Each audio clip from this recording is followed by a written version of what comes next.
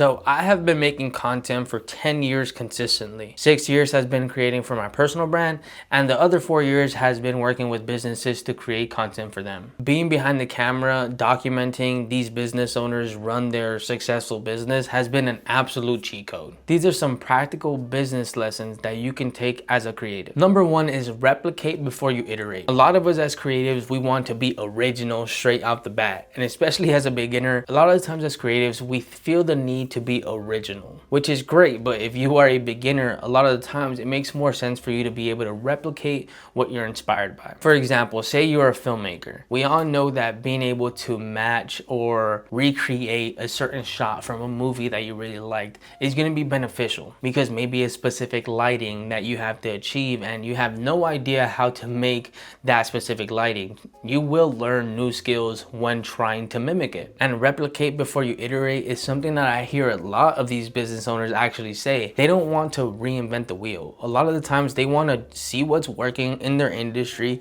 do that, and then once they figure out how to do that for themselves, then they can add their own sauce into it. There's also this saying that Virgil Abloh says, that the 3% rule. Virgil believed that in order to make something new, you actually don't have to make an entire new idea. You just have to do 3% different to the idea that you're inspired by. And that simple 3% can make it uniquely yours. Next lesson is how you present yourself is very, very, very important. This is something that took me forever to actually care about, but it's actually more important than you think. Think about your portfolio. The projects that you actually decided to put on it honestly shape the perspective of the client that you might be working with. Or say you have a meeting with the potential client. The way that you come dressed, no matter if that's like an actual business attire or just like looking fresh, you know, like presenting yourself in the way that you are authentically. Recently, I've worked with a lot of real estate agents, and they are the absolute king of optics. Like, they're always thinking about their perception, because the client, the person trying to buy a home,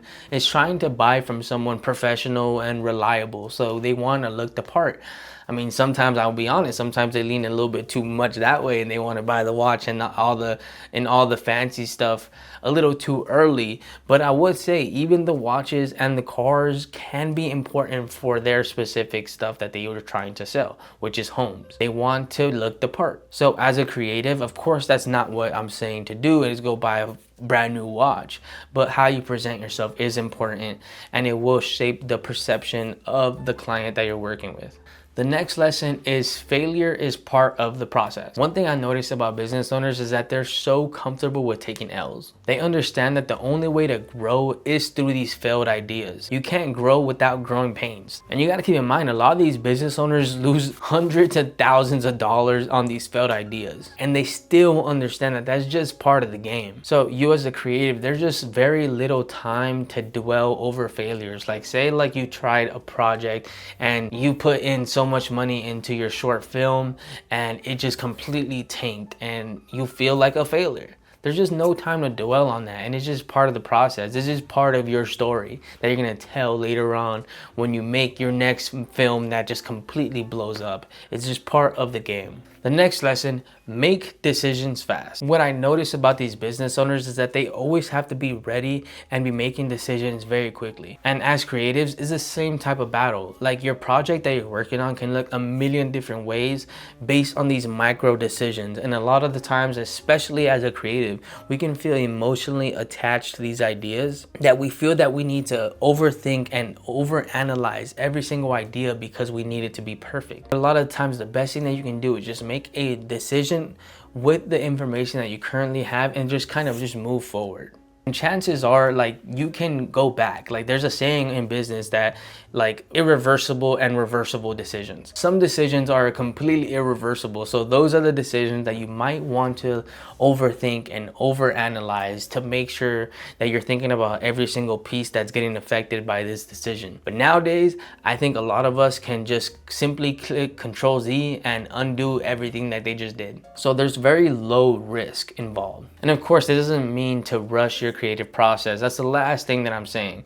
But chances are you probably have the skill sets enough to like trust your intuition and have enough experience to know what you logically should do. The next lesson is being okay to pivot. This kind of is tied into the make decisions fast, because a lot of the times these business owners have only a certain amount of information that they have to make the most logical decision that they have, but they have to be okay with pivoting when needed. Like some of the biggest business owners that I work with, one thing that I've noticed about them, it's so cool how fast they're able to change their mind. And some of us can look at that as a bad thing, but a lot of the time that's a good indicator of a successful business owner, because sometimes we make a decision that we thought was logical and it made sense with the information that we had, but we have to be willing to pivot and not be too attached to the idea that we had, because a lot of the times when we make the decision, new information comes about that we might have not seen in the past, and now that decision doesn't make sense and we were actually supposed to make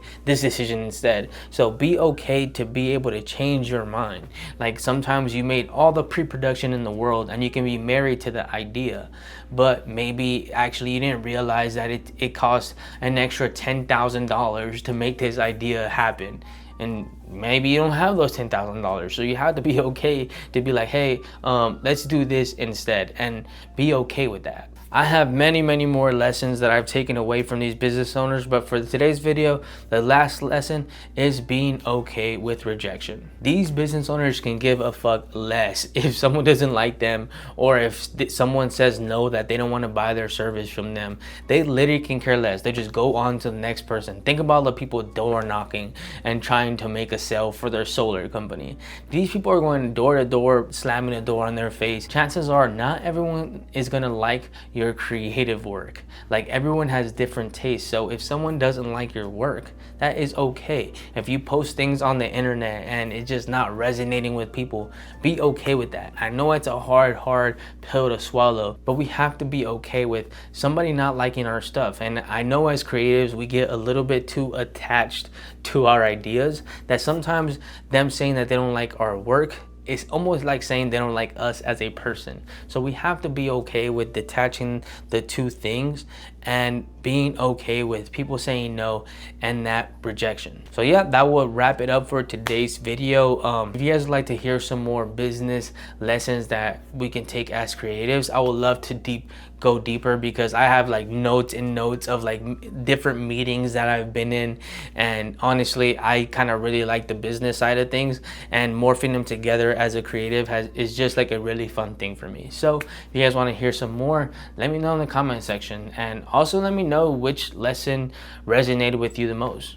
Appreciate you guys' time, and I'm out of here.